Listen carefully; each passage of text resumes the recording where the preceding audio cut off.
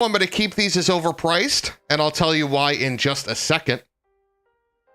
Because the 370Z is a good buy. Right now, it's a weird time in the used car world. The 350 and the 370Z have price parity, which means there's not really a reason to buy a 350Z unless you're paying under $6,000 for it. If you're spending under $6,000 on a 350Z, go ahead and buy that thing. If you are not, buy a 370Z. 370Zs can be as cheap as $10,000. I've even seen some 8 to 9 with higher mileage, which is nuts. You're buying a vehicle that is largely the same for almost a decade, so you can refresh the front end if you want and make it look like something from 2022, excuse me. The engine is proven. It has been around for so long. Tons of power, good chassis, hydraulic steering, good brakes. You get a lot of the pleasures of a new vehicle, right? Because they made these things for so long. But you get the price of something that is 2-3 decades old, which is pretty great. So it's a good buy. And because of that, I'm actually putting the 350Z, if you're not getting a $5,000 one, at overpriced.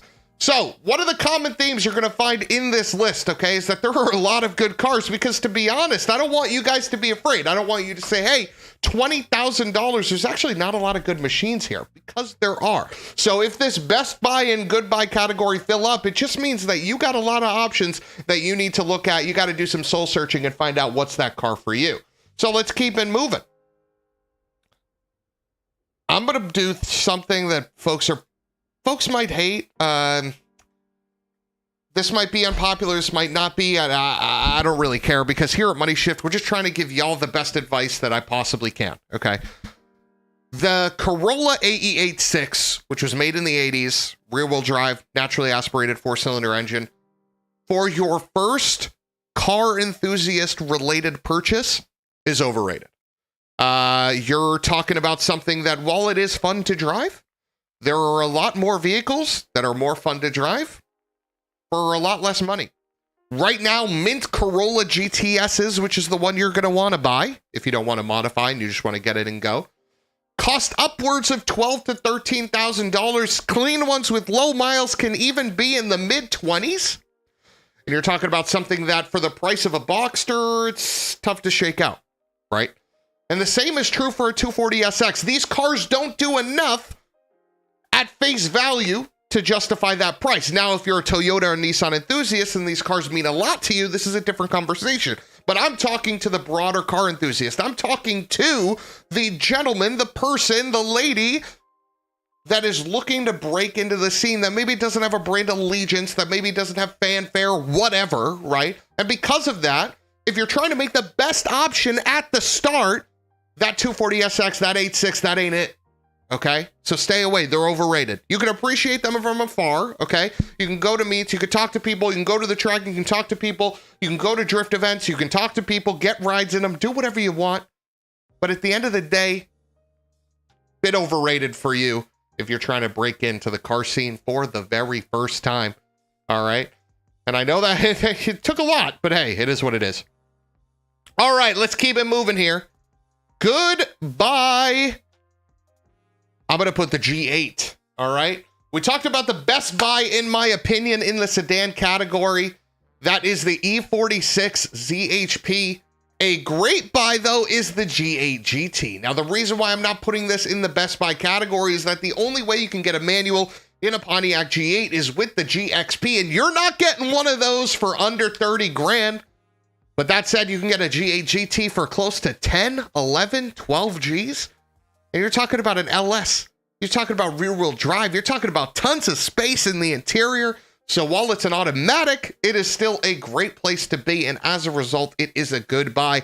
And that will be one of two good buys that we have that are automatic only. Second of which is the E55 AMG. And it is a good buy much for the same reason that the Porsches were.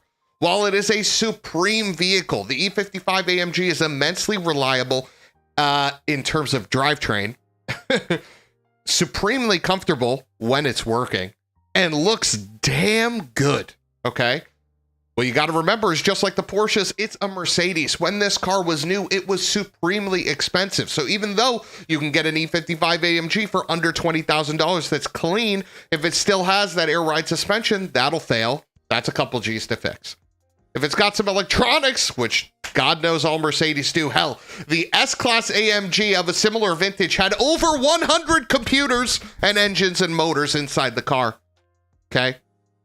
That is something that is also supremely expensive to fix. So if you are willing to deal with a higher maintenance cost, the Porsches, that Mercedes, great buys for you.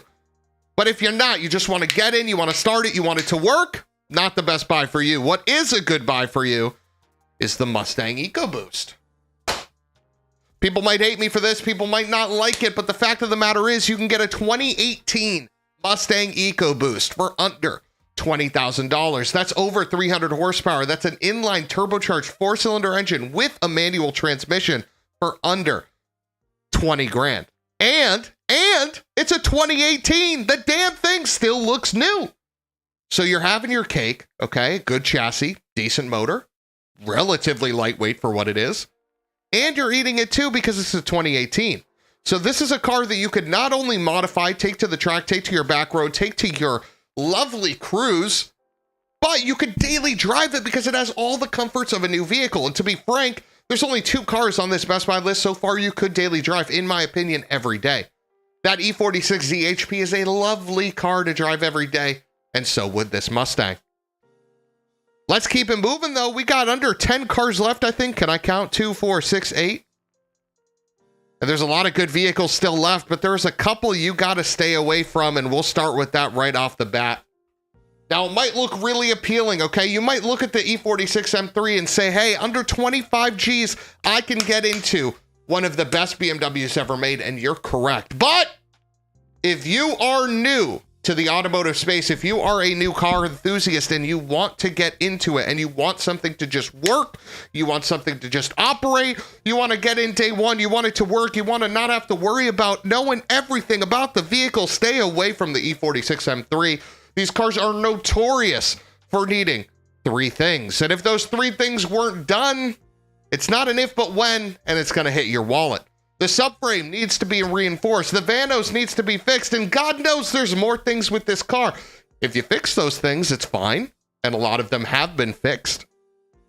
But if you're new to the space, you don't know what to look for. So just stay away from that entirely. There's more good cars on this list that don't have those problems, that don't have those intricacies, that don't have that craziness that you can buy without having to deal with it in the world of the M3. So that is why I'm putting this in the stay away category, not because it's a good vehicle, or excuse me, not because it's not a good vehicle, but because it's a vehicle that has so many problems, so many issues, that if you don't know what you're looking for, you're going to get caught out. All right, we're going to keep it moving. Overpriced category, I'm putting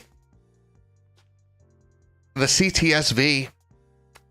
While it is terrific, while you have LS power, while you have, so much to offer, fact of the matter is you're spending $10,000 for a car with more plastic inside than a Fisher-Price basketball hoop. And even though it's one of the cheapest cars on this list with a V8, I would rather have a G8 GT, even though the CTS-V can be had in manual. More space, more luxury, more modern interior, which is hilarious looking at a G8 GT interior. So we're going to rapid fire through these because this has been pretty long already. And then I'll hit up the chat, see if we got any opinions here. The Camaro is a tough one. I'm going to put these in the good buy category. The reason why I'm not putting the Camaro in best buy is because the only way for you to get a new style Camaro for under $20,000 is it has a boatload of miles. And I'm only talking about the V8s. While the V6 Camaro and the Turbo 4 Camaro are fine, this chassis is one you really, really want with the V8. It is exceptional. That LT1, I believe is the engine code for these cars, is very, very good. But the only way you can get it is if you're getting a high mileage one for this price range. So as a result, so then that's probably overpriced. Because there's so many good cars ahead of it, right? That's the problem. And 2 of those good cars are the Corvette twins, the C5 and the C6. Both of them are good buys, and the reason why they're good buys and not best buys is because they vary in price so dramatically. If you can get a C5 for that 10 to 12 range, that is a best buy. But to be frank, that is not as much the case anymore as it used to be. And as a result, I would stay away from putting it in the best buy category. C6, same deal. That car's a best buy if you're looking at 18 to 20 G's. But because they're so hard to find for that price range, it is in the good buy category. Let's round it off with 3. We got 2 twins. Best buy is the GR86 FRS and BRZ for obvious reasons. For 10 to 12 G's, you can get one of the best chassis available and a car that has so much aftermarket, it'll make your damn head spin. And it has back seats, which is awesome.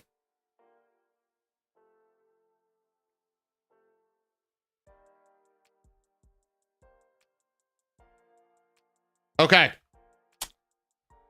Let's talk about where I put these last 2 cars because they're twins, but right now is not the best time to buy, okay? The ND Miata, the 2016 models have just crested the $20,000 mark. And what you need to know about the 2016 models of the ND Miata is, well, they have the magic chassis, while they have the beautiful body, while they have a modern interior, what they do not have is a reliable transmission. The 2016 Miata's transmission can go splode, can go boom very, very easily. So as a result, as of right now, as of today, as of March 20, 2023, shout out to all you green thumbs out there. You know what I'm talking about.